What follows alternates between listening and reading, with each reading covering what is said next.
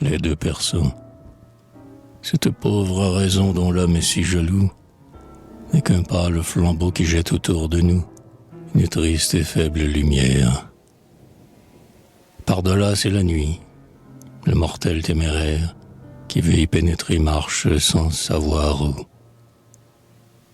Mais ne point profiter de ce bienfait suprême, éteindre son esprit et s'aveugler soi-même, c'est un autre excès non moins fou.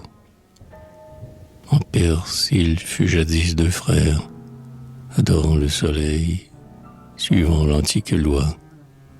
L'un d'eux, chancelant dans sa foi, n'estimant rien que ses chimères, prétendait méditer, connaître, approfondir de son Dieu la sublime essence. Et du matin au soir, afin d'y parvenir, l'œil toujours attaché sur l'astre qui l'encense, il voulait expliquer le secret de ses faits. Le pauvre philosophe y perdit les deux yeux, et dès lors du soleil il nia l'existence. L'autre était crédule et bigot. Effrayé du sort de son frère, il y vit de l'esprit la but trop ordinaire, et mit tous ses efforts à devenir un sot. On vient à bout de tout. Le pauvre solitaire avait peu de chemin à faire. Il fut content de lui bientôt. Mais, de peur d'offenser l'astre qui nous éclaire, en portant jusqu'à lui des regards indiscrets, il se fit un trou sous la terre et condamna ses yeux à ne le voir jamais.